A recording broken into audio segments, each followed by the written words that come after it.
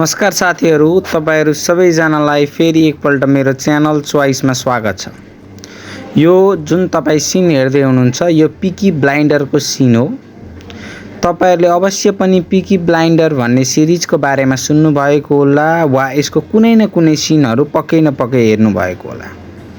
यसको सिनहरू एकदमै ट्रेन्डिङमा छन् र यो सायद सबैभन्दा वान अफ द ग्रेटेस्ट सिरिजहरू मध्ये पर्छन्। मैले धेरैजना मेरा साथीहरू मुभी लभर साथीहरूलाई सोद्धा पनि पिकी ब्लाइन्डर भनेको one of the best series हो भनेर भनेका थिए।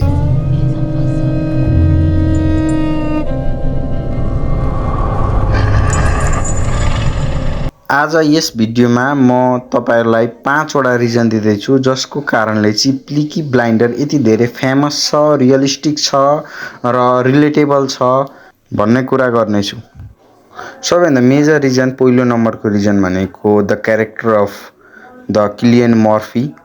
किलियन मर्फीले खेलेको क्यारेक्टर थोमस सेल्बी भन्ने हो। थोमस सेल्बी एकदमै इन्ट्रेस्टिङ क्यारेक्टर हो जुन चाहिँ यो सिरिजको अल सिरिजको यो सबै 6 वटै पार्टको मेजर हिरो वा यसलाई भिलेन पनि भन्न सकिन्छ।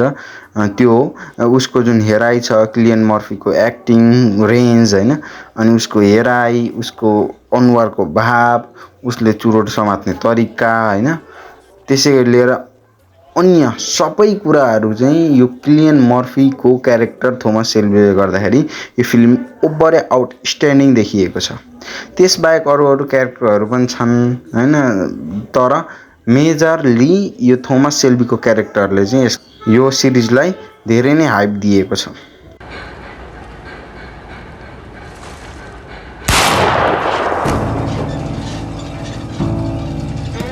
The next major reason is I think the war depiction अनि पोस्ट वर्ल्ड वार 1 को एराको बारेमा हो मेन त।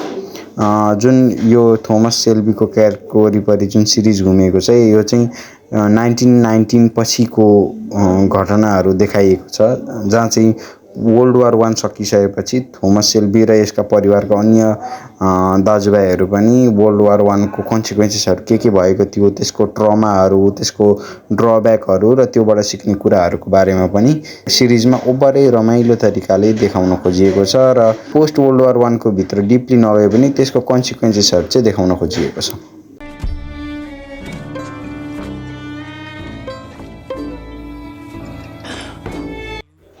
The third thing is costume and the production cost. Production cost यसको अति नै हाई छ जस्तो लाग्छ। मैले डिटेलमा त हेरेको छैन र पनि यसको जुन खालको यो क्यारेक्टरहरूले यहाँ वरिपरि घुम्ने क्यारेक्टरहरूले कोटहरू लगाएका हुन्छन्, ड्रेसअपहरू छ, त्यो एकदमै युनिक स्टाइलिस र त्यो पोस्ट वर्ल्ड वार 1 को टाइपकै कोटहरू छ। अनि प्रोडक्सनमा पनि बिल्डिङ्सहरू भयो हैन, फार्मल्यान्डहरू भयो, एरिया भयो, अनि त्यहाँ त्यो रुख को उयो भयो, त्यो पनि एकदमै युनिक छ। So I think that is also the major reason जसले चाहिँ पिकी ब्लाइन्डर सिरिज चाहिँ अरूभन्दा युनिक छ।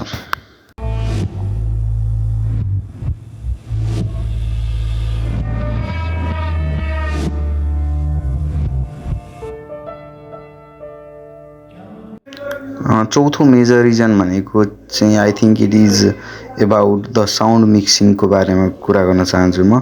यसको साउन्ड मिक्सिङ एकदमै युनिक छ। अरू सिरिजहरुमा चाहिँ जुन कन्टेम्पोरेरी एरिया चलिरहेको छ त्यो एराकै म्युजिकहरू एड गरिएको हुन्छ, बट यसमा चाहिँ 1919 पोस्ट वर्ल्ड वार 1 को यो सिनहरू भए तापनि अहिले जुन रक म्युजिकहरू छ 2002 2003 तिरको त्यतिखेरको चाहिँ म्युजिकहरू चाहिँ यसमा हालिएको छ, जसले चाहिँ यो त्यो जुन एराको छ त्यो एराको भाइब दिन चाहिँ त्यो म्युजिकले धेरै हेल्प गरेको छ। अदर देन द्याट मलाई यसको जुन ओपनिङ सिङमा रेड राइट ह्यान्ड भन्ने जुन त्यो थिम सङ छ, यसको मेजर सङ छ जुन पनि ओपनिङ सिङमा आउँछ, त्यसले चाहिँ अझै यो स्टोरीलाई पुश गर्नको लागि अझै मद्दत गर्छ जस्तो लाग्छ।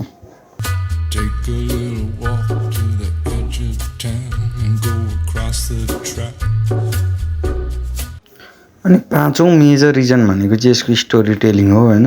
यसको स्टोरी टेलिङ चाहिँ एक लयमा गएको छ स्टार्टिङदेखि नै बिस्तारै बिल्डअप हुँदै आएको छ। फर्स्टमा जुन सट्टाबाजी गर्नेहरूको स्टार्टिङदेखि लिएर सिजन 2 सिजन 3 सिजन 4 हुँदा ऊ ग्याङ्गस्टर हुँदै होइन हतियारहरू बेच्दै कोकिनहरू बेच्दै भए पछि गएर पार्लियामेन्टेरियन बनेसम्मको पनि छ।